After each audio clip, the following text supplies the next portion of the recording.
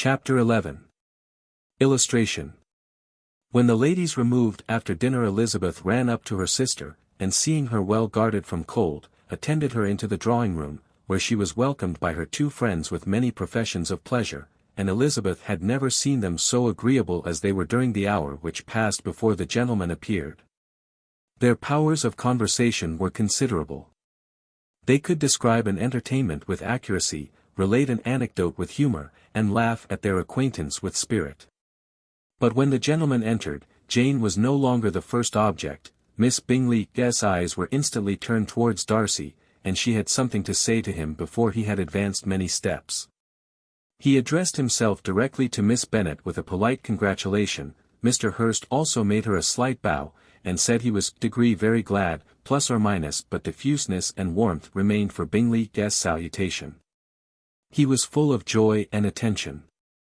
The first half-hour was spent in piling up the fire, lest she should suffer from the change of room, and she removed, at his desire, to the other side of the fireplace, that she might be farther from the door. He then sat down by her, and talked scarcely to anyone else. Elizabeth, at work in the opposite corner, saw it all with great delight. When tea was over, Mr. Hurst reminded his sister-in-law of the card-table, but in vain. She had obtained private intelligence that Mr. Darcy did not wish for cards, and Mr. Hurst soon found even his open petition rejected. She assured him that no one intended to play, and the silence of the whole party on the subject seemed to justify her. Mr. Hurst had, therefore, nothing to do but to stretch himself on one of the sofas and go to sleep. Darcy took up a book. Miss Bingley did the same, and Mrs. Hurst, principally occupied in playing with her bracelets and rings, joined now and then in her brother's conversation with Miss Bennet. Miss Bingley's attention was quite as much engaged in watching Mr. Darcy's progress through his book, as in reading her own, and she was perpetually either making some inquiry, or looking at his page. She could not win him, however, to any conversation. He merely answered her question and read on. At length, quite exhausted by the attempt to be amused with her own book, which she had only chosen because it was the second volume of his, she gave a great yawn and said, "How pleasant it is to spend an evening in this way. I declare, after all, there is no enjoyment like reading. How much sooner one tires of anything than of a book. When I have a house of my own, I shall be miserable if I have not an excellent library. No one made any reply. She then yawned again, threw aside her book, and cast her eyes round the room in quest of some amusement, when, hearing her brother mentioning a ball to Miss Bennet, she turned suddenly towards him and said, "By the by, Charles, are you really serious in meditating a dance at Netherfield? I would advise you, before you determine on it, to consult the wishes of the present party. I am much mistaken if there are not some among us to whom a ball would be rather a punishment than a pleasure. If you mean Darcy, cried her brother. He may go to bed, if he chooses, before it begins, but as for the ball, it is quite a settled thing, and as soon as Nichols has made white soup enough I shall send round my cards. I should like balls infinitely better, she replied, if they were carried on in a different manner, but there is something insufferably tedious in the usual process of such a meeting. It would surely be much more rational if conversation instead of dancing made the order of the day. Much more rational, my dear Caroline, I dare say, but it would not be near so much like a ball. Miss Bingley made no answer, and soon afterwards got up and walked about the room. Her figure was elegant, and she walked well, but Darcy, at whom it was all aimed, was still inflexibly studious.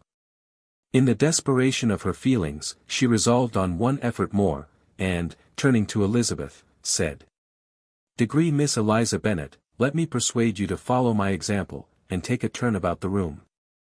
I assure you it is very refreshing after sitting so long in one attitude. Elizabeth was surprised, but agreed to it immediately. Miss Bingley succeeded no less in the real object of her civility. Mr. Darcy looked up.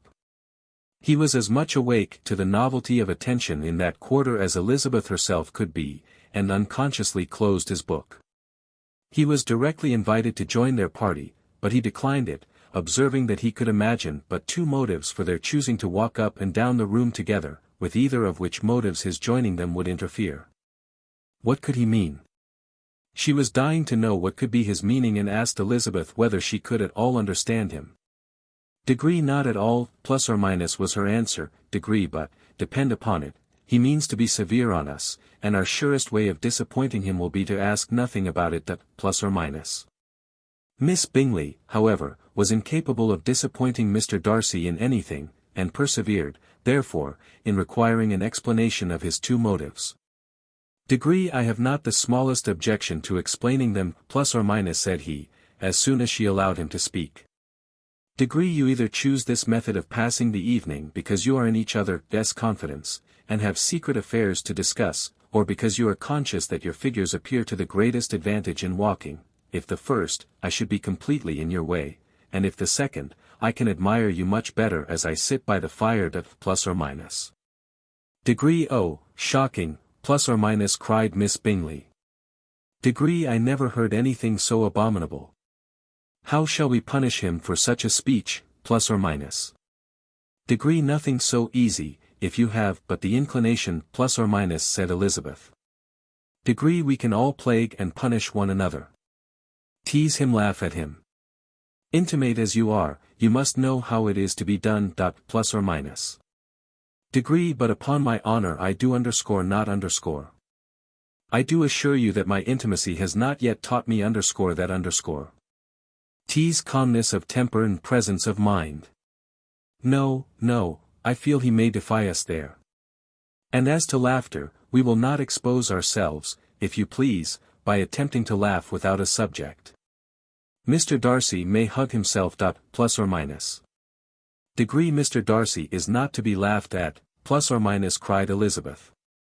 Degree that is an uncommon advantage, and uncommon I hope it will continue, for it would be a great loss to underscore me underscore to have many such acquaintance. I dearly love a laugh. Plus or minus. Degree Miss Bingley, plus or minus said he, degree has given me credit for more than can be. The wisest and best of men, nay, the wisest and best of their actions, may be rendered ridiculous by a person whose first object in life is a joke. Plus or minus. Degree certainly, plus or minus replied Elizabeth, degree there are such people, but I hope I am not one of underscore them underscore. I hope I never ridicule what is wise or good. Follies and nonsense, whims and inconsistencies, underscore do underscore divert me, I own, and I laugh at them whenever I can. But these, I suppose, are precisely what you are without the plus or minus. Degree perhaps that is not possible for anyone. But it has been the study of my life to avoid those weaknesses which often expose a strong understanding to ridicule. Plus or minus. Degree such as vanity and pride. Plus or minus. Degree yes, vanity is a weakness indeed. But pride where there is a real superiority of mind pride will be always under good regulation. Plus or minus. Elizabeth turned away to hide a smile. Degree your examination of Mr. Darcy is over, I presume, plus or minus said Miss Bingley. Degree and pray what is the result, plus or minus. Degree I am perfectly convinced by it that Mr. Darcy has no defect. He owns it himself without disguise. Plus or minus. Degree no, plus or minus said Darcy, degree I have made no such pretension. I have faults enough, but they are not, I hope, of understanding. My temper I dare not vouch for. It is, I believe, too little yielding, certainly too little for the convenience of the world. I cannot forget the follies and vices of others so soon as I ought, nor their offences against myself. My feelings are not puffed about with every attempt to move them. My temper would perhaps be called resentful. My good opinion once lost is lost for ever. Plus or minus. Degree underscore that underscore is a failing, indeed, plus or minus cried Elizabeth. Degree implacable resentment underscore is underscore a shade in a character. But you have chosen your fault well. I really cannot underscore laugh underscore at it. You are safe from me. Plus or minus. Degree there is, I believe, in every disposition a tendency to some particular evil, a natural defect, which not even the best education can overcome. Plus or minus. Degree and underscore your underscore defect is a propensity to hate everybody. Plus or minus.